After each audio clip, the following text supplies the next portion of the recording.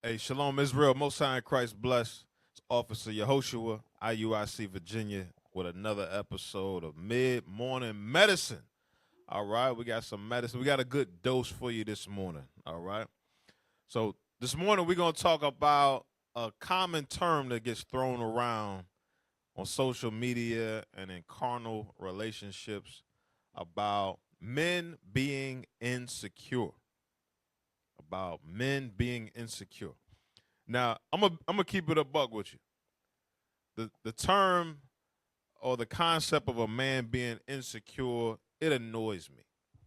It really does. It annoys me because the concept really doesn't make sense. So what we're gonna do is we're going to take a dive into this thought process of a man being insecure. We're gonna pick it apart a little bit. We're going to pick it apart a little bit. So as we begin, let's define what it means to be insecure. All right, so we're going to go to Merriam-Webster, and we're going to define the word insecure. So let's get that pulled up.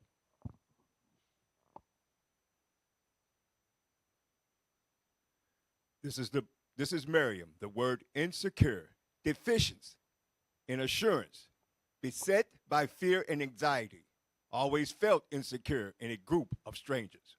Okay, so the first definition of being insecure is being deficient in assurance. So you're not really sure. It says beset by fear and anxiety. So we're talking about fear and anxiety in a man in the midst of his relationship with his woman. All right, read the next definition. Not highly stable or well adjusted. And the next one. Not confident or sure. So today we're going to talk about men that are not confident, they're not sure, they suffer from fear and anxiety in their relationship with their woman. Okay. All right, that's good. That's good. So this is what I'm going to dare to say. This is what I'm going to dare to say. Only a simp is going to be insecure in his relationship. All right. And we're going to dive into how the world views insecurity in their relationships. And we're going to dive into what the Bible would define as being insecure or would cause insecurity in a relationship. And we're going to pick it apart a little bit. All right. So this term is always thrown around in what's known as a committed relationship. What's known as a committed relationship. So we'll step outside the truth real quick, all right, because we know that a committed relationship according to God is marriage. But in the world, a committed relationship is somebody that went out on a couple of dates and then they decide that they're only going to go out on dates with this particular person going forward. All right. That's the world's definition of a commitment. That's a poor example of commitment, but just for kicks and giggles, we're going to deal with that. So let's define commit as well. Let's go ahead and do another definition, all right? Because we're talking about insecurity in a committed relationship. Those two terms don't seem to match up. So let's read the definition of commit. Commit, to carry into action deliberately, perpetrate, commit a crime, commit a sin, obligate, bind. So bind. Obligate, meaning you have some type of duty, or bind, meaning that we're bound together. We're locked in together. All right, that's it. That's it. So the world's definition of what it means to be bound together, to be in a committed relationship together, is different than what God says binds a man and woman together. All right, so we're going to go to the scripture. So we went to Miriam. Let's go to the scriptures. All right, let's go to the scriptures. Let's go to Hebrews chapter 13, verse 4.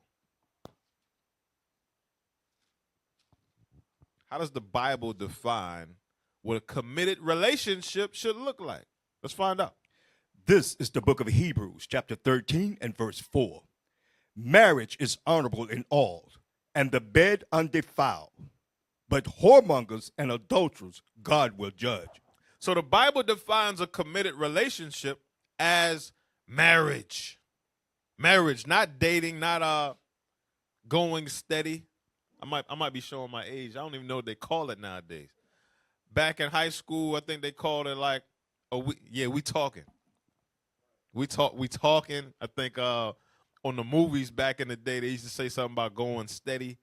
Um, I don't know what they call it nowadays. Um, um, Messing around. Okay, yeah. If that's a committed relationship, shame on you. All right. The Bible says that marriage is honorable. So anything outside of marriage is whoredom. Anything outside of marriage is whoredom. Going steady is whoredom. Dating is whoredom. A prom date is whoredom. Messing around, whoredom. Shacking up, whoredom. And if there's any expectations with any of those terms that someone is supposed to be committed to you, guess what? You're gonna be greatly disappointed.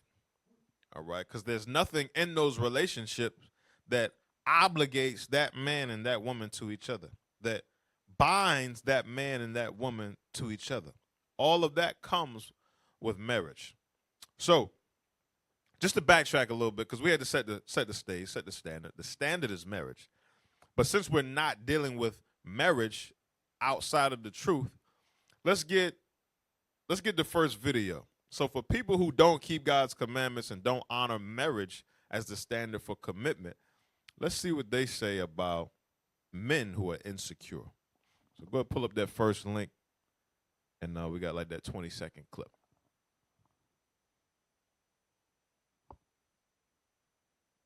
Sometimes a man can be insecure because you're beautiful. Y'all ever had a guy get with you because you're so attractive to him and you're so this, that, and the other, your body, your face, everything is just where it needs to be and how you dress, but then he turns around and he's insecure about the exact same thing that drew him to you and then tries to change you or whatever he tries to do? That's insecurity. A man can be... Yo, this dude is stupid. That whole concept, go ahead and take him off the screen. This dude he's the king of the simps. That's what I'm gonna call him. He's the king of the simps. All right. What a brother like that does, and women like men like this. Women like men like this. The scriptures will call them these be they that creep in the houses and lay with silly women laden with sins. He's that type of guy. What he's gonna tell a woman is exactly what she wants to hear to justify her thought process, and he's going to lead you to the pit of hell. All right? So let's unpack his thought. He says that a sign that a man is insecure is he sees something in you that he's attracted to, and then once he has you, now he doesn't want other people to see that same thing. That doesn't make any sense. That does not make any sense. I'm a big fan of the statement that's being made lately of keep that same energy. All right. So if that's the energy that you want to keep for your woman, that what attracted you to her should still be available for other men to be attracted to, then when you go to the store and you buy your groceries, instead of taking them home so that they're exclusive for you, why don't you leave the shopping cart in the grocery store so that other people can come by and pick up the things that you had on your shopping list? Keep that same energy. When you go to the car dealership to purchase a car, instead of driving the car home and parking it in your driveway and in your garage to make it exclusive for you, why don't you leave the for sale sign on it at the dealership so that it's still available to everybody else? Why don't you do that? Because it doesn't make any sense. That's why you don't do that. All right? So we're addressing a carnal relationship, right? Because first and foremost, the righteous sisters that keep the commandments shouldn't be drawing men to them based on their appearance. First and foremost. But for kicks and giggles, let's say that's how you attract your man. Okay, so you're single, you don't have a man. and you put on display what you think is valuable about yourself, which is another problem. All right? You've made your body your greatest asset. All right? And what you've done is displayed your body for sex to attract men. So once you get one particular man and you're satisfied with him, why would you then still leave the things on display that got you that man? That thought process doesn't make sense. And consistently across the board, you don't see anyone apply that thought process in any other aspect of life. But somehow, in a relationship, now a man is insecure. That doesn't make any sense. That doesn't make any sense. If you make a commitment to make something exclusively for you, from that time moving forward, there should be some difference between the relationship with you and that item or that person and everybody else. If a house is for sale, while it's on the market, you know what happens with that house? Many people go in and out of that house. There's a for sale sign in the yard that makes it accessible for anyone to come in and out. You get an agent, they open the door for you, you go inside. Well, guess what happens? You know, you beautify the outside to make it attractive to any potential buyer. You don't make it so specific to one particular buyer because you got it on the market for many people to look at. So you might not paint the house purple because everybody doesn't like purple. You might not put you might not put stickers in the window of the names of your children because everybody's children don't have the same name. But once you purchase that house, what's the first thing you do? You change the locks so that nobody can go in and out of your house other than you. What do? You'll paint the walls the color that you want them to be. You'll change the shutters to the color that you want them to be. You'll put the names of your children on the windows or the door of the bedrooms. All right? And now that house is exclusively yours. So a relationship is no different because when you read the Bible, it likens the relationship between a man and his family to that of a household. All right? So what does the Bible say? Let's go to Sirach chapter 9, verse 8. If you think that your beauty is your value, what should you do with it? Let's see what Sirach chapter 9, verse 8 says. This is the book of Sirach, chapter 9 and verse 8.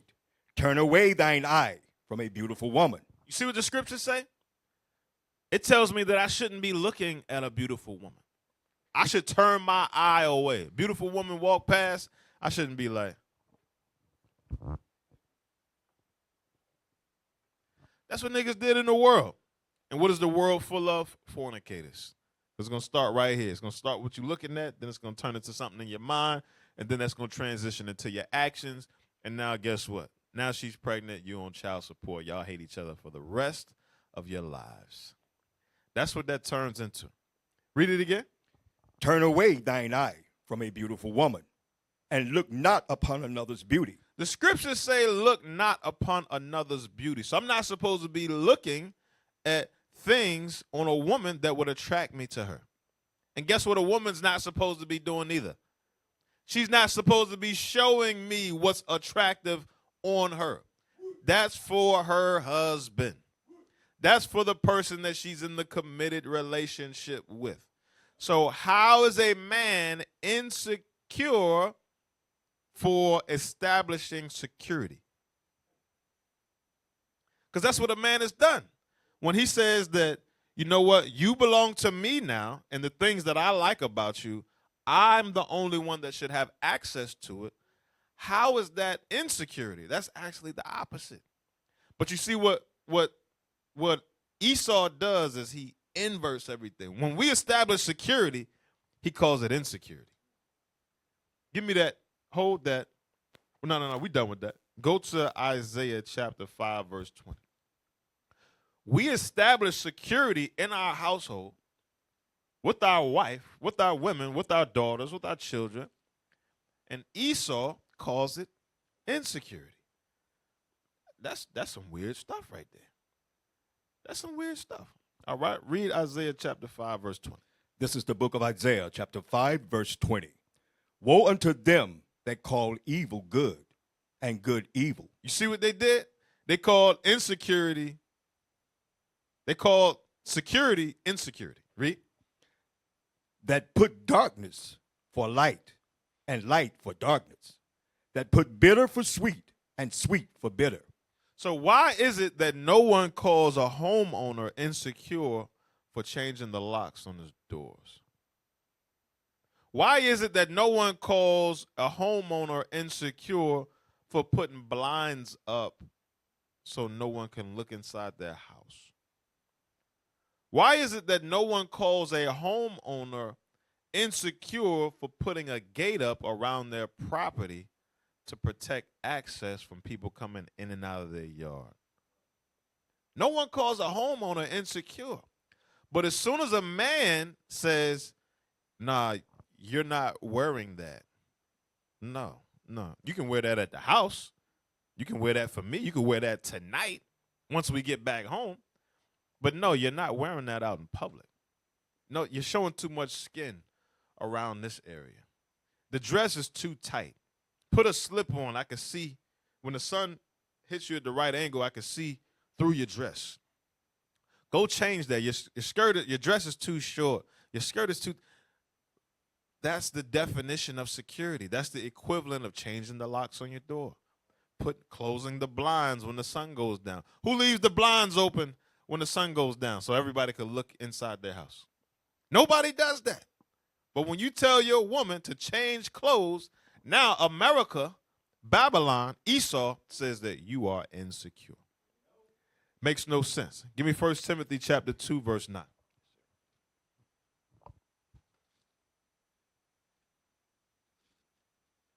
Book of 1 Timothy, chapter 2 and verse 9. Wherein I suffer trouble as an evildoer, even unto bonds. You in 1 Timothy? Oh, sorry. 1 Timothy, chapter 2 and verse 9. In like manner also, that women adorn themselves. So women adorn themselves. To adorn means to beautify. So this is how a righteous woman that wants to protect the security of her relationship will beautify herself. Read on. In modest apparel. You see that? She maintains the security of the relationship by ensuring that people don't have anything to attract themselves to. Now, a woman that's beautiful, she's just beautiful. That's fine. All praise to the Most High. Right? We're not saying to make yourself ugly. But what we're saying is that you should not be flaunting your beauty. You should not be putting your beauty on display for other men to lust after you. Read it again. In like manner also, that women adorn themselves in apparel with shamefacedness. Shamefacedness. You're not all up in a man's face.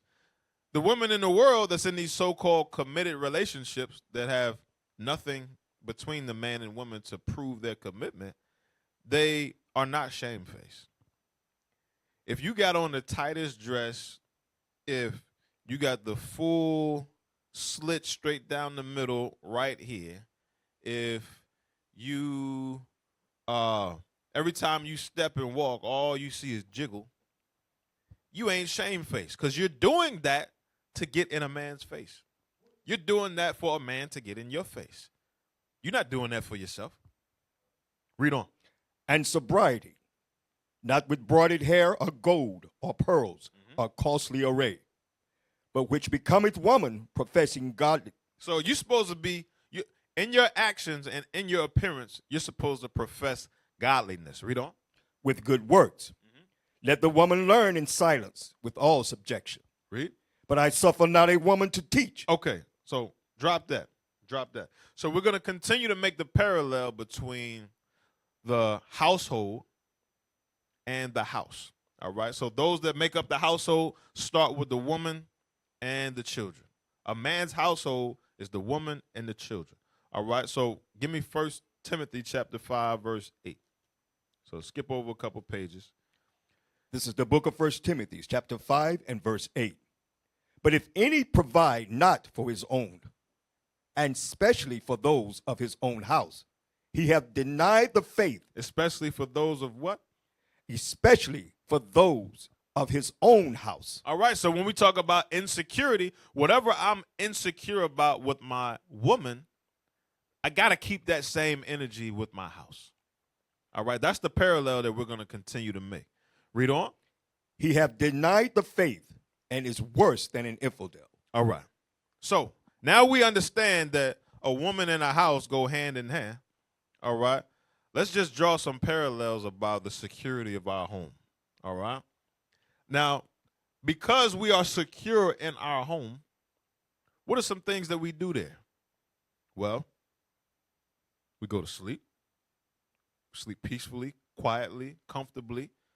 We take a shower. I take my wallet out of my back pocket and I leave it on my dresser because I'm secure at my house.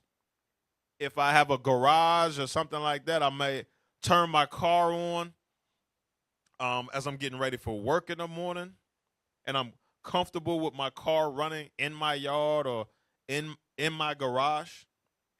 I will, I lay with my wife. These are things that I do. I change my clothes. These are the things that I do in my house because I am secure inside my house. My house is a secure place to be. Now, would I do those same things at Walmart, a public place?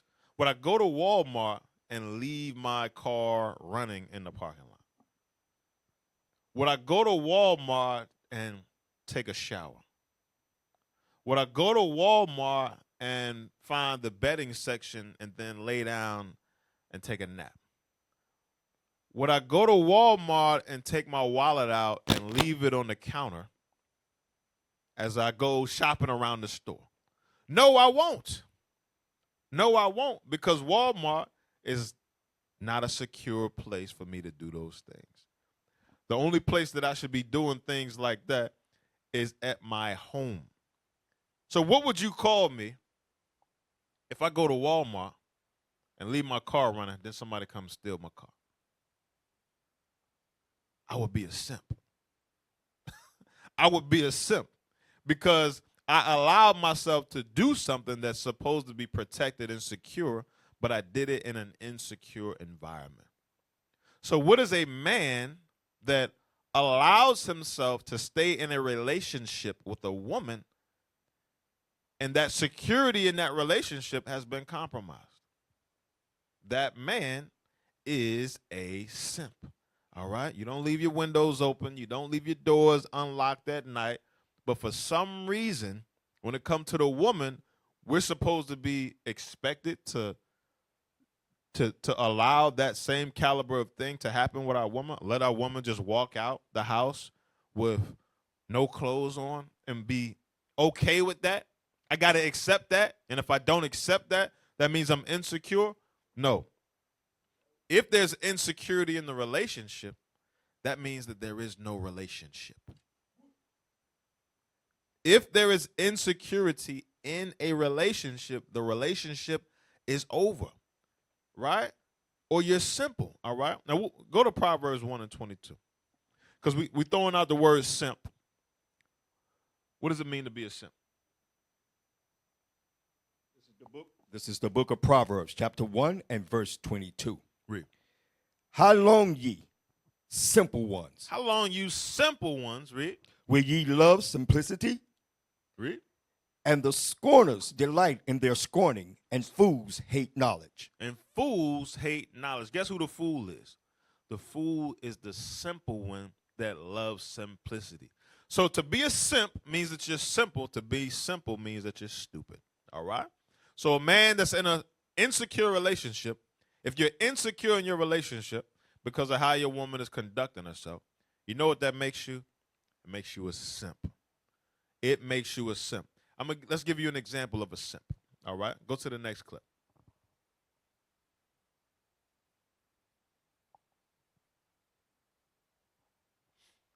The short. Right.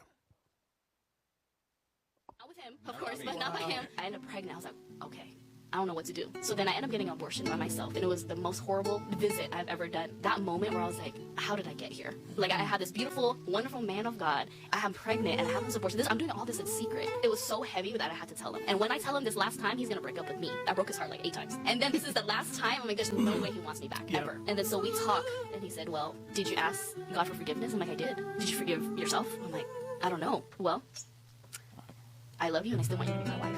That was my moment that I felt God's mercy and grace for the first time Guys, ever. isn't it crazy how they romanticize this stuff? Yo. Their whole biblical outlook, like a man should be. This is crazy. This is crazy. This is madness, man. And then they want to throw, go ahead and get it off the screen. It's crazy. It's madness. And then they want to throw God on top of it. Oh, I felt God's mercy and I felt God's grace. No, you did not. What you should have felt is a big black rock across your forehead. You should have been dead, man. You should have been dead, man. That's what you should have felt. If we were still under Moses, your ass would have been grass. Y'all remember on the Book of Clarence, they had Mary Magdalene out there. Christ had to come save her. Christ ain't coming to save you. Christ would not have come to save you. You look like a Moabite anyway. All right, so it was multiple problems. God forbid that was a brother in that relationship. It probably was. She was probably with a brother, and she cheated on the brother with another Moabite. That's probably what happened. But look, the Bible is the solution to fix an insecure simp. So her husband that forgave her for committing adultery is the biblical definition of a simp.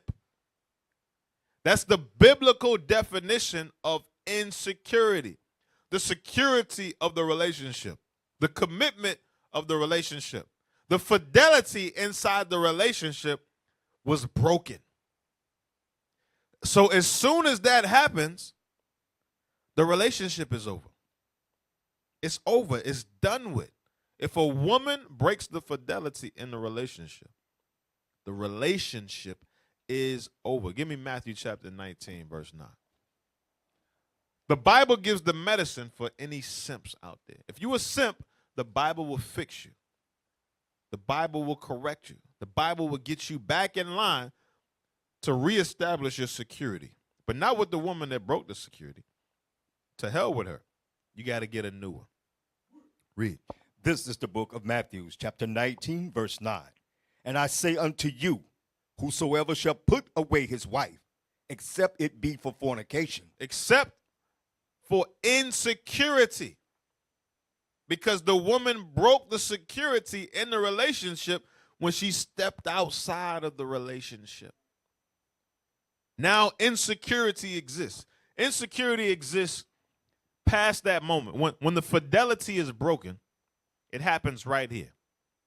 All right? And on one side of that fidelity is the end of the relationship.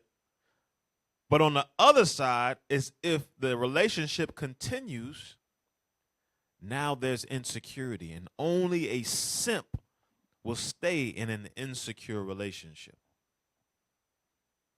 If I can't lock my doors, if a storm comes and busts out all the windows in my house, tears my garage door off to where anything can come in and out of my house, do y'all think I'm staying in my house? I don't got no boards to board up my windows at the time. Home Depot's closed. Ace Hardware's closed. Lowe's is closed. All my windows bust out from a hurricane. Doors ripped off. Roof is gone off the top of my house. Am I going to stay in my house that night? No, because my house is insecure. I'm leaving that house. I'm going to a hotel maybe until the next day, and then I'm going to re-secure my home. So when that happens in a relationship, the only difference with that analogy is you got to get a new home. You kick her the hell out of the home, and then you establish a new household with a new woman. Read Matthew 19 and 9 again. This is the book of Matthew, chapter 19, verse 9. And I say unto you, whosoever shall put away his wife, except it be for fornication. God gives us a license to kick a wicked, nasty, hoeing woman to the curb if she breaks the security in the relationship. Read. And shall marry another, committeth adultery. And whoso marrieth her which is put away, doeth commit adultery. Now, you got to figure out at what point is the security broken. Now, for me, fornication is like way too far. Before it even get there, the security is broken for me. Now, let me find out that my wife, well, let's just say hypothetically, all right? Hypothetically, brother A catches his wife texting her ex that used to beat the Doonies down. Brother A gets into an argument with his wife. She mad. She pissed off. He leave the house. She leave the house. And then a couple weeks later, he happens to check her phone, and she been texting the ex. She texting the ex. For me, the security's broken. The security is broken from that moment right there. I'm done with you. Brother A, I would imagine brother A would be done with a woman like that. And if brother A stays in a relationship with a woman that's texting another man that used to beat the Doonies down, whether he was doing that or not, the security's broken, you're done. You're finished. Finito. You're done. Because a woman should only, the security in that relationship protects a man from intruders. And at that point in time, when those messages are getting exchanged, when the phone number got exchanged, the security was broken. And it cannot be reestablished with the woman. Once security and trust is broken with the woman, it cannot be reestablished when it comes to another man. All right? Give me Deuteronomy chapter 22, verse 22. And that's mercy. The mercy is that you could just be divorced and you stay single for the rest of your life if you were fornicating behind women. That is mercy, because this is what Moses said should have happened to you. Deuteronomy chapter 22, verse 22. This is the book of Deuteronomy, chapter 22 and verse 22. If a man be found lying with a woman married to an husband. Found lying with a woman married to an husband. That means the security has been broken. Read. Then they shall both of them die. But the man that lie with the woman, and the woman, so shall thou put away evil from Israel. That's how you put the evil away from Israel. That's how you get to the point where nobody's on YouTube doing videos telling a man that he's insecure for not wanting other men to have access to the things that he's attracted to. Now, IT, y'all just sent me something. Do we want to pull that up now? I'll go ahead and pull that up. I hadn't seen this one yet, so we're all about to see this one together.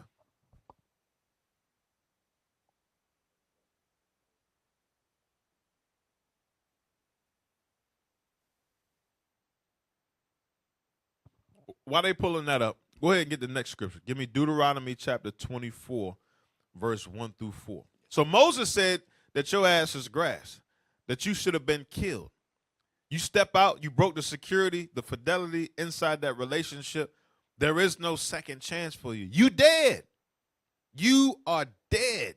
All praises to the Most High under Christ. We still can't go back to you once you break that fidelity, but you can live now. You can repent from the sin and remain single for the rest of your life. All right, read Deuteronomy 24. This is the book of Deuteronomy, chapter 24. When a man have taken a wife and married her, and it come to pass that she find no favor in his eyes, because he hath found some uncleanness in her, then let him write her a bill of divorce. So under Moses, the Lord, because of the hardness of our hearts, because we couldn't stand the black woman, because the black woman been our adversary since the Garden of Eden, we were given license to divorce our women. All right? Now, the Bible is going to address what happens once you divorce that woman and she goes to be with another man. So this isn't fornication at this point. All right? The divorce was permitted under Moses. But let's get an understanding of how serious it is for a man to deal with, for a woman to deal with another man. Read on. And give it in her hand, and send her out of his house. And when she is departed out of his house, she may go and be another man's wife. And if the latter husband hate her, So now he don't like her either. She can't stand her black behind. Read. and write her a bill of divorce, And he kick her ass to the curb. Read. and giveth it in her hand, and sendeth her out of his house. Uh-huh. Or if the latter husband die, which took her to be his wife, Mm-hmm. her former husband shall, So the first husband shall what? her former husband, which sent her away, may not take her again You to see be, it? I'm sorry. Finish it up. to be his wife. You see that? The P has been polluted. The P has been polluted. All right? Once another man goes inside that woman, you can't go back inside that woman. It's been polluted. It's like a landfill. The P has become a landfill. All right? Now, brothers had a video. Go ahead, pull your video up. Way that she started dressing. I told her from the jump that I don't like women that dress provocative. I don't like that stuff at all. You have to dress modest. You know what I'm saying? Only dress provocative if it's just me and you inside the house. So she started hanging out with these girls from a job. And, you know, I met them. And I'm instantly just thinking in my mind that this is not a good group right here. This is one of them groups where she's not going to want to feel like she's being left out and stuff like that. And I told her, I said, I don't think you should be hanging out with these chicks because all these chicks are single. You know what I'm saying? None of these chicks are married. You know, single women, they tend to get married women in trouble. So after about like a month, you know what I'm saying, with her chilling with these girls, she started dressing like how they was dressing. And I'm like, whoa. I was like, where you going with that on? And then she told me, she was like, it's just an outfit. It's not much. I'm just, you know, just dressing for the occasion. I'm like, no. I said, no, you got to take that off. I'm like, no, I don't care who you hanging with. You can't put that on, man. You're not fit to go out there dressed like that. And instead of her going to change, she left anyway. She said, no, this is what I'm going to wear. All my friends are dressing like this, and this is just what I'm going to wear. Okay. When she came back, it only take one time to do that thought stuff with me. You know what I'm saying? When she came back, 2 o'clock in the morning, all her stuff was outside. All of it. praises to the Most High. All praises. Hey, look, go ahead, pause the video, take it off the screen. We're going to give this brother a round of applause, man.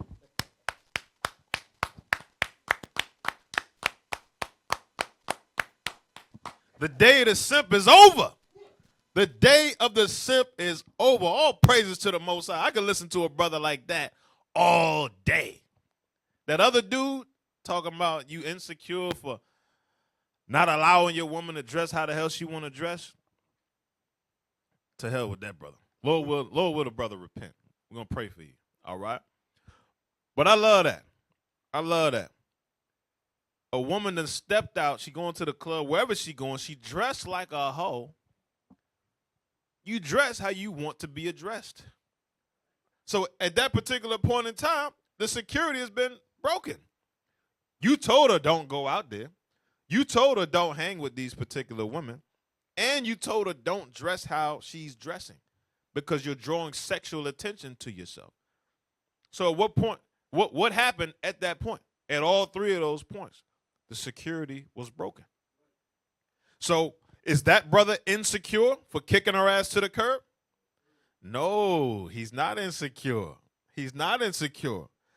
When would he have become insecure? He would have been insecure if he stayed in a relationship with a woman that broke the security. And if you think he's insecure for kicking her to the curb, all right, make sure you keep that same energy for your house. Take the locks off of your doors. Open up all your windows. Take off the blinds. Open your garage and make sure it stays propped open. Open up your gate to your backyard and leave it wide open. And make sure you don't call that being insecure. All right? Don't call that being insecure. All right? Because you got it all confused. All right? All right, so let's go to Romans 7. Let's go to Romans 7. Because we defined a word earlier. I think it was commit. It was commit, and it said that a commitment is some type of bind, being bound together in a relationship. That's what we're talking about today. So let's see what the Bible says about that commitment level and what it is that binds that man and woman together. Why is this stuff so important? Romans chapter 7, start at verse 1. This is the book of Romans, chapter 7 and verse 1. Know ye not, brethren, for I speak to them that know the law. So Paul is speaking to those that know the laws of God. The laws of God say if a man entices a maid, if you fornicate, there's a way to fix it. If you're single, the laws of God say that a man can't go back into a woman that's been defiled, that her pee has been defiled by another man. All right, it's been polluted. All right, can't go back into that. It's done. All right. At any given point in time, a man has to be the only man in a woman's life. All right, it ain't no rebounding or she stepped out for a minute and then came back. None of that exists. All right, the Bible fixes all simps. Read on. How that the law have dominion over a man as long as he liveth. The law has dominion over a man as long as he lives. When I'm dead, I can't sin anymore. Right? So the laws of God are here to keep me in order while I'm in this carnal, weak flesh that's subject to sin. Read on. For the woman which hath an husband is bound by the law to her husband. The woman that has a husband is bound. She's bound by the law as long as he liveth. Read on. Bound by the law to her husband so long as she liveth. But if the husband be dead, she is loose from the law of her husband. If the husband be dead. All right. So let's unpack that. Let's unpack it just a little bit. So it says that the woman is bound to her husband as long as he lives. All right. So another word for bound is a bond. What is the bond that the laws of God has created between a husband and wife in their marriage? Sex. The sex produces the bond. Sex only exists inside of marriage. So you got marriage, which is the covenant between the man and woman, and the sealing of that covenant that creates the bond between the husband and wife is the sex. That's why sex is so important. That's why being a virgin was so important. Now, in the modern terms, they call that bond, they call it pair bonding. Pair bonding is in the Bible. We just read about it. The bond that exists inside of God's laws is the bond that comes from the sealing of the covenant in marriage through sex. What happens when a man and woman has sex? The two become one. See if y'all can find that for me real quick. Paul talked about shall a man join himself into a harlot? Know ye not that the two shall become one? I'm shooting from the hip. I think it's Corinthians.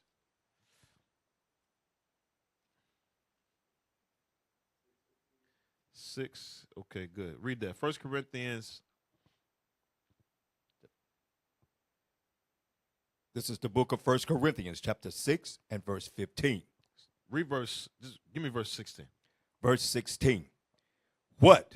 Know ye not that he which is joined to an harlot is one body? Read. For two, saith, shall be one flesh. So the two becoming one flesh, that's the bond right there. That's the pair bond. All right? Now, you can't really be joined to a harlot because a harlot is joined to so many different men. All right? Did y'all get that image? Go pull that image up. This is what a lot of you sisters have become. This is what a lot of you sisters have become. The bond that was made to be exclusive between you and one man, it's only supposed to be one man in there. But what happened is you lost your virginity when you were young. The bond got jacked up. And then you got out of that so-called committed relationship, got into another one. Let's just say modestly speaking, you dealt with a new partner every year. Met somebody, y'all hung out for a while, a couple months went by, and eventually y'all lay down together. Now, 2 or 3 years go by, the number don't seem that big. How many people you've been with? Oh, just 3. But now you've been single for 10 years. That turned into 20 partners. Been single for that's 10 partners. You've been single for 20 years. That's 20 partners. And I'm being moderate. I'm being very moderate. You got sisters that's getting laid by a new rod weekly. With many bodies on them. Many bodies on them. Now take that picture off. So just to further understand the pair bond, when we were in high school, we were young. God forbid, some lost it younger. There was a stigma associated with a woman losing her virginity. When a woman lost her virginity, Negroes thought it was funny. If a woman lost her virginity to a particular man, it was always said that woman got clingy. That girl got clingy. She wanted to call you a whole bunch more. She wanted to text you a whole bunch more. She wanted to be around you so much more. And at the time, we didn't understand what that was. And we took it for granted. And we made light of it. And we started to make that dynamic a prize by hunting after sisters that were virgins. Oh, she a virgin? I'm going to see if she can give it up. But what we don't realize what happened was you just destroyed that sister's marriage. And she destroyed it because she had to open her legs. So we ain't blaming the man. Take 2 to tango. Scripture said 2 shall become one flesh. So both of y'all was in evil. All right? But that bond was only made to be established with one man. And what we experience nowadays is a woman then watered that bond down so much that by the time she wants to marry you, 20, 30 partners later, she can't really bond with you. She cannot bond with you. Her body was made a specific way, and sex was made to be had with one man. When you have sex with a woman, her body releases a hormone called oxytocin. And what that hormone does is it strengthens the relationship. It strengthens the bond. It strengthens the emotional connection between that woman and you. And that's what that clinginess is. It's her body going through something that it hasn't gone through before, that it's only supposed to go through with one man. So a woman's body is supposed to release the hormone oxytocin, and then her brain is supposed to associate that hormone with that one man. So understand that concept. That's what's supposed to happen. But once the relationship, so she gets clingy to that one man that she loses her virginity to. But then what happens when the next man comes along? Now her body releases that same hormone, but her brain is confused. This isn't the same man that I was associating it with.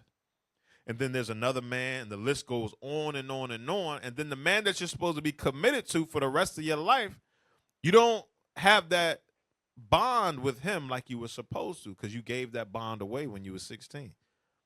You gave it away when you were 15, 14. You gave it away after the prom. You gave it away to the nigga in the neighborhood that was pressing on you,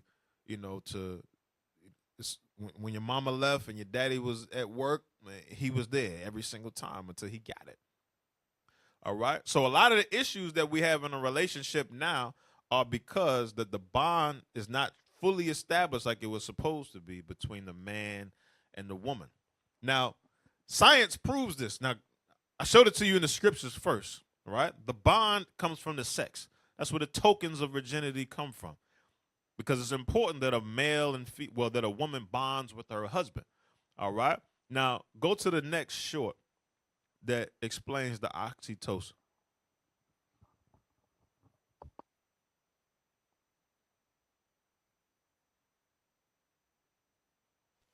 About what happens in the brain when you're in love?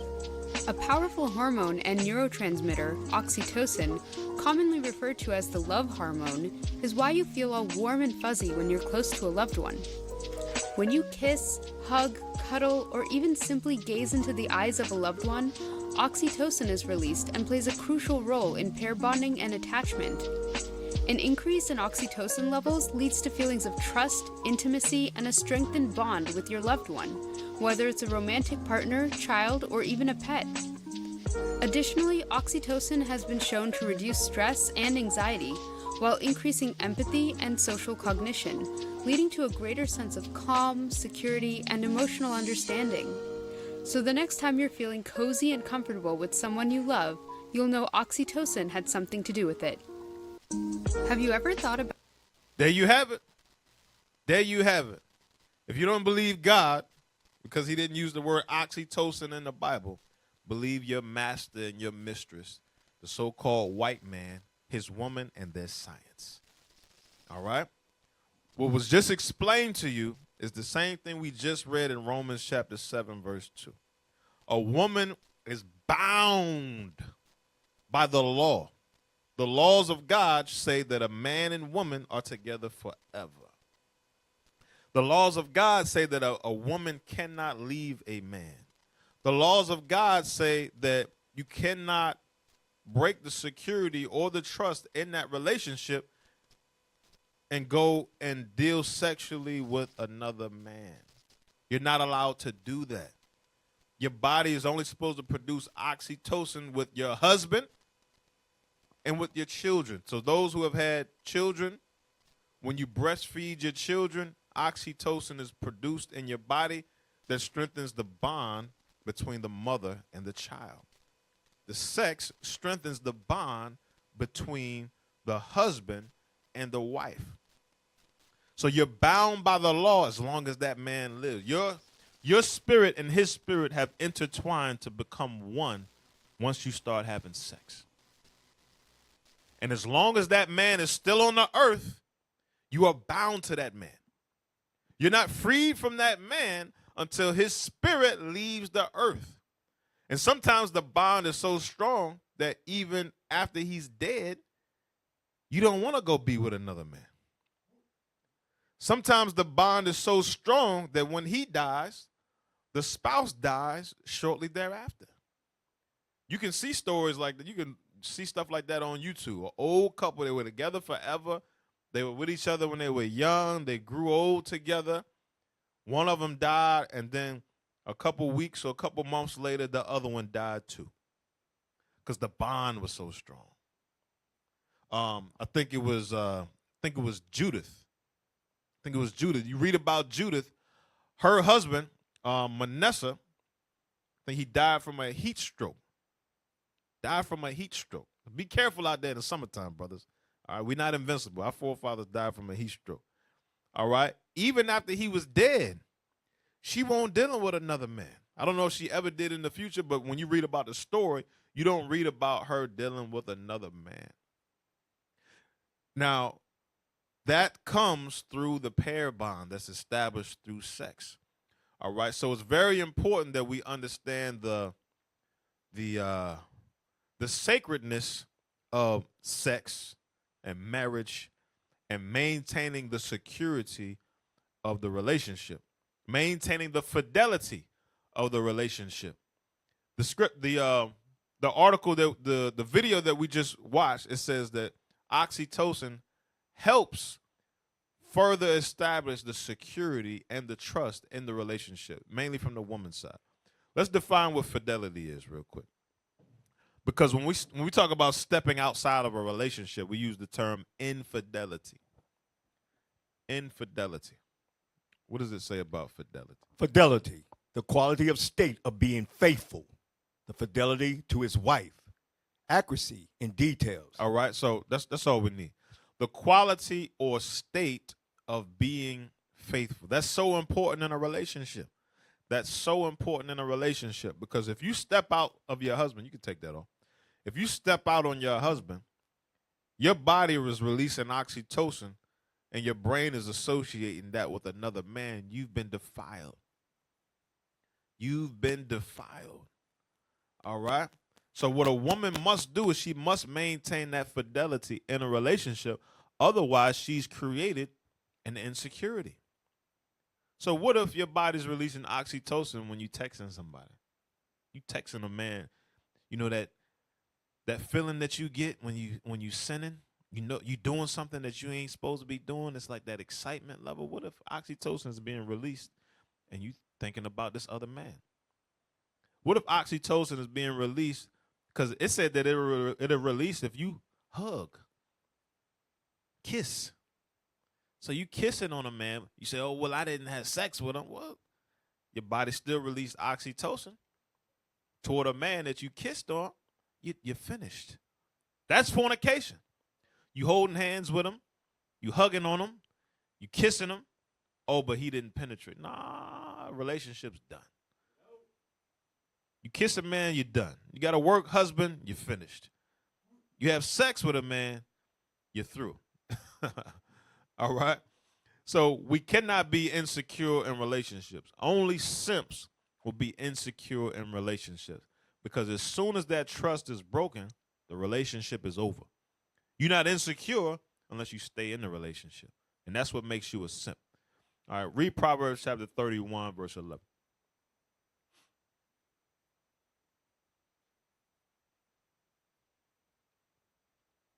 This is what the scripture says that a righteous woman will do when it comes to the trust of her husband. This is the book of Proverbs, chapter 31, verse 11. The heart of her husband doeth safety trust in her. Okay, you see that? A righteous woman is going to maintain the trust of her husband. And you know what's required in order to do that? 1 Timothy 2:9, dressing modest. That's a part of maintaining that trust. I got to be confident to know that what I find physically attractive in you, you're not going to put on display for other men to lust after you. I got to have that trust. I got to have that confidence. And that confidence has to be there whether I'm present or not. What if you're getting dressed and I'm out of town? I got to have the trust that my wife is going to be modestly dressed. All right? Was that it? No, sir. Read on. So that he shall have no need of spoil. He don't need no spoil. He don't need no other woman. He don't need to watch no porn. He don't need to watch no twerking videos. He don't need to do none of that because everything that he want to look at, he knows his wife is going to provide for him and him alone. He got an exclusive all-access pass to his wife. That's right. That's right. Give me Sirach chapter 25, verse 25. Now, this is what you got to do with a woman that breaks that security.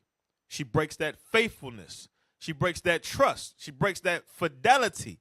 She breaks that commitment. What do you got to do with her? Read. This is the book of Sirach, chapter 25, verse 25. Give the water no passage. Give the water no passage. Neither a wicked woman liberty to gad abroad. Who got a leaking pipe in their house and just going to let it keep leaking? That's what the Bible likens a wicked woman to. She's like a leaky pipe. She likes plumbers. Yeah. That's what she likes. So don't be a simp. Let the hoe go. Let the hoe go. If you don't let the hoe go, that's when you become insecure. And at that moment, at that point in time, you became a simp. All right? Now, God forbid, sins happen, evil happens. When it comes to being a simp, it's about how you handle it. The brother on the most recent video, he handled it right. He said, don't dress like this, don't hang out with them, and don't go there. She did all three. There is no trust between her. That's a wicked woman that's gadding abroad. What are we supposed to do with her? Read on. Verse 26. If she go not as thou wouldest, have her if she go not as thou wouldst have her, cut her off So from thy flesh. if she still want to go to the club, if she still want to hang out with the hoes from work, if she still want to wear the club dress with the ass and the titties out, do what with her? Cut her off from thy flesh, Uh-huh. and give her a bill of divorce, Let- and let her go. Let the hoe go. Let the hoe go. Let the hoe go. And if you don't do that, you a simp. You a simp. All right. Let's go to the extra clip that I had. Still got a few more minutes.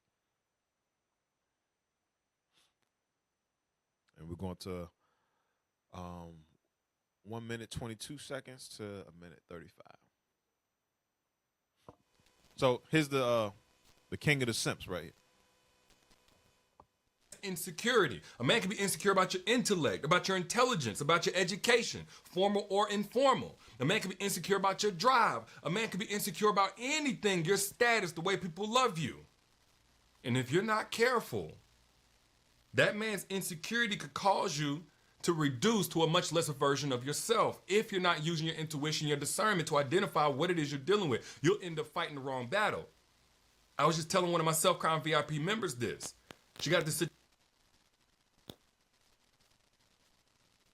All right, I'm going to send y'all one more. All right, so he said a man could be insecure about your intellect, your status. Situation where she's dating this guy. He could be insecure about your status. All right. So I'm going to say this. If you're projecting yourself as a man and not as a feminine woman, you have compromised the security in your relationship. You did that. What do I mean? Well, men and women are created different. Men weren't created to be in relationships with men. We were created to go to war together. We were created to battle together. We even compete with each other. But that dynamic doesn't exist inside of a marriage. If that exists inside of a marriage, you know what it's called? Homosexuality. It's called homosexuality. You got two men in a relationship. That's homosexuality. So we got women who are projecting themselves as men in the household, wondering why there's a constant clash. There's a constant clash for the same reason as what we stated before. You coming into a relationship with a bunch of other men's spirits, wondering why we got trouble in the flesh. The trouble in the flesh that we having right now is because all the spirits of all the men that you ever dealt with are in my house right now through you. So I'm not arguing with you, because your spirit is supposed to be interwoven and intertwined with mine. But since you done been with 30 dudes, 50 dudes, 20 dudes, all of their spirit is still inside of you, and it comes out every once in a while, and it turns into an argument. Because that's what men do. You ever listen to men talk about sports? It's an argument. You ever listen to men talk about politics? It's an argument. You ever watch brothers teach on the street? It's heated. It gets heated. So what happens when you project, either you bring in other men's spirits into a relationship, or you project yourself as a man, you compromise the security of the relationship. Now, I'm not telling you to get a divorce because of this. Fornication, yes, that's what Christ said. Here, you just out of order. You're out of order. You got to learn to project yourself in a feminine way. You got to learn to conduct and handle yourself as a delicate, tender woman. Matter of fact, give me that in Jeremiah 6. So, yes, that's going to create a level of insecurity, because now instead of being in a relationship with a tender, delicate woman that's my help, in a relationship with a woman that has the appearance, she looks like a woman on the outside. She got the faculties of a woman, but her spirit and the way that she moves is like a man. A man is my competition. Me and a man working a job, like we trying to see who can get the customer first. Who can outbid the other one, who can do the better job. That dynamic not supposed to exist inside of a relationship. This is what we're supposed to have in a woman. Read that. This is the book of Jeremiah, chapter 6 and verse 2. I have likened the daughter of Zion to be a comely and delicate woman. You see that? That's perfect. That's beauty. That's beautiful. That's what we all want out of our women. What this dude is projecting is for women to continue in that masculine energy and then tell a man that he's insecure for not wanting to be in a homosexual relationship. A man that's with a woman that's masculine is in a homosexual relationship. That's what's going on, and that's very unnatural. That's very unnatural. So when you start doing some unnatural stuff and a man start getting uncomfortable with it, you going to blame the man for that? No, fix yourself. Get yourself in order. All right? Go to 1 Corinthians 11 and 3.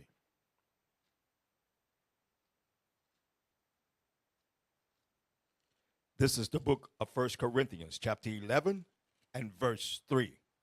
But I would have you know that the head of every man is Christ, and the head of the woman is the man. You see the order? The head of the man is Christ. The head of the woman is the man. So me and another man, we on the same playing field. We equal. We both men. But me and a woman, we not equal. I'm not equal to any woman. I'm over all women. All women. Read. And the head of Christ is God. And the head of Christ is God. That's the order that must be established to maintain security. All right? A simp is going to allow insecurity to exist in his relationship. And that insecurity exists here because the relationship has turned homo. You got two men in the household. Two people projecting authority. It can only, even in a lion pride, it's like several different women. It's only one dominant male. So what happens when a woman starts projecting herself as a male lion? That other male lion gets killed. Survival of the fittest. Only the strongest survive. That's how that works. That's the nature of that dynamic. Now, let's go. I got two more shorts, and then we're going to close it out.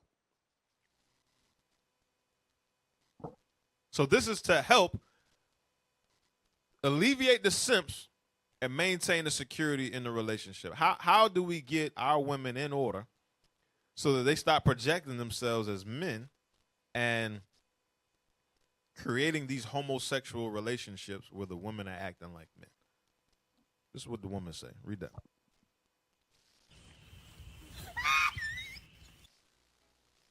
Whoa. No, that It's one. not the one got money, Amber. It's the one honest. And not too many of them honest nowadays. Oh, yes, you can. Yes, you can. There's some good men out there. But what it is now, it's the women. It ain't the men no more. The women's going bad. The women's going bad. It ain't the men's now. It's the women done gone bad. You gonna flip the script on us? Yeah, it's the women done gone bad. You a woman yourself. I'm a woman myself, but I don't do half the things I see these women do now. They don't care no more. That's the reason the men don't respect them. That's why. Let me tell you something, Amber. You got to give a man respect to get respect. You know what I'm saying? You got to give your husband respect to get respect. All right, pause that. Cause So this is an example of what Titus 2 is all about. The aged women's supposed to be teaching the younger women. But the younger women ain't learning from the aged women. They learning from the women that ain't never had no husband. You got single women learning from other single women on how to stay single. You got married women that's projecting themselves as single women in the media, like the Beyoncés and all of that. The music that they make and the stuff that they say could not be applicable in their own relationship and still work. There's no way that they stay married doing the things that they talk about in the music, right? So all they doing is leading you down a rabbit hole of destruction, all right? Now, grandmama trying to get the young women to learn to respect their husband. That's what Titus 2 said. How to love your husband. You got to respect that man. You can't compete with that man. It ain't no 50-50. 50-50 don't work. So this next clip, the one that I just posted, helps to further establish what the role should be between a man and woman. The reason we got all these jacked up relationships is because the women keep coming with this masculine energy. Either you want to act like a man or you bring in the spirits from all these other men that you done laid with because you still bonded to them. Me and you ain't bonded yet because you still got the bond of the last 30 Negroes that you done laid down with. So now our relationship is all jacked up. That's what's going on in the black community. Go ahead and play this one. CMO, split up all the time. You know one pair that typically never splits up? The CEO and his secretary. Yes. He will ride with that woman. Yes. If he go to Apple, if he go to Amazon, if he go to... Now, is she anywhere on the depth chart of the company close to him? No. No. Now, I think if women who are seeking men of caliber, if they took on the persona of secretary, as opposed to co-founder, co-boss, things will work out. She's not trying to be his equal. Damn, you see that? You see that? That's how you fix. Go ahead, take it off. That's how you fix the jacked up relationship. Get in order. Get back in your lane. You out of order. You in the wrong lane. You trying to drive in the same lane as me, like you my competition, like we racing. You ain't supposed to even be driving. Just get in my car. That's all you got to do. Learn your role, stay in your position, and things going to be so much better. This is how we fix these jacked up relationships. You got to put off this masculine energy that you keep bringing into the relationship. All right? And only a simp is going to tolerate it. Only a simp is going to allow you to break the fidelity, the security in the relationship, and then stay with you. Only a simp is going to marry a woman, but she act like a man, and then you allow that to continue. No, you got to bend that woman into submission. That's what you got to do. That's what you got to do. All right, we're going to close off with this, the last one that I posted about right after the minute 22 with the brother, No Fugazi. All right, we're going to close it off with this one.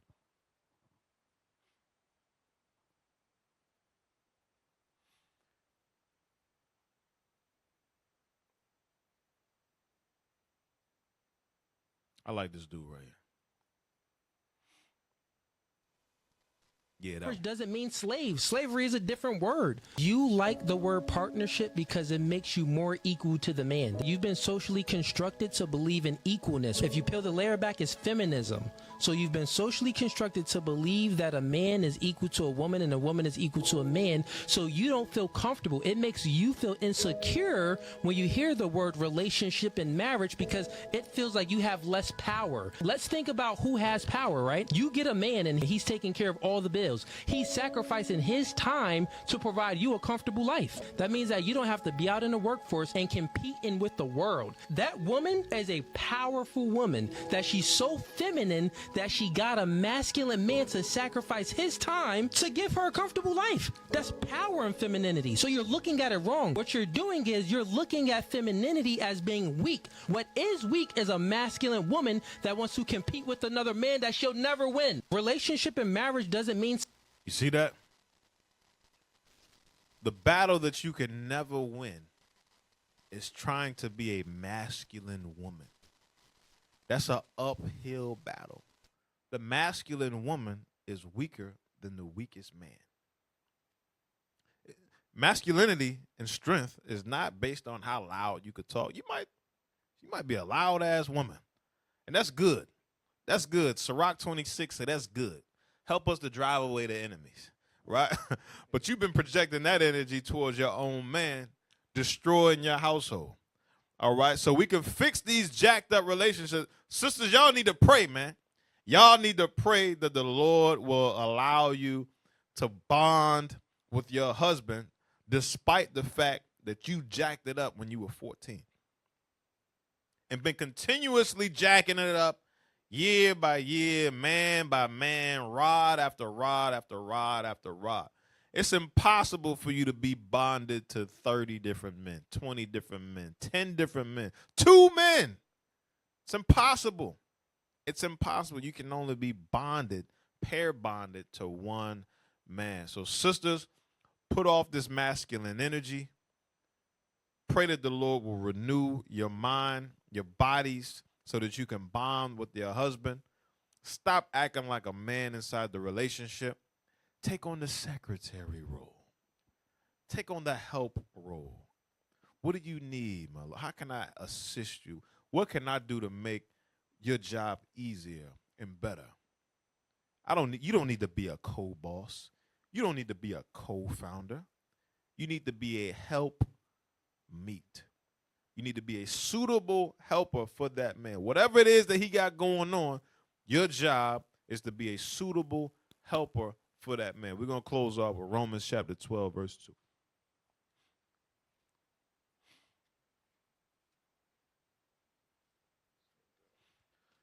Romans chapter 12, verse 2. This is what we got to do here in this place called America. This is the book of Romans, chapter 12 and verse 2. And be not conformed to this world, but be ye transformed by the renewing of your mind. See what has to happen? Sisters, you got to be renewed in your mind. Put off the masculine energy. You shouldn't be yelling. You shouldn't be arguing. You should be tender. You should be delicate. You should be feminine. You should be soft. All right? Let that oxytocin release in your body and bind yourself to your husband. Read. That ye may prove what is that good. What's good is for a woman to be in her feminine energy. Read. And acceptable. What's acceptable is for you to be bound to that man. Read. And perfect with will of God. And perfect will of God, because that's what the laws of God have taught us. But America has taught us the opposite. All right, so I'm Officer Yehoshua from IUIC Virginia. Subscribe to us, IUIC Virginia in the classroom. Make sure you got IUIC TV. And with that, we say shalom. What is a nation?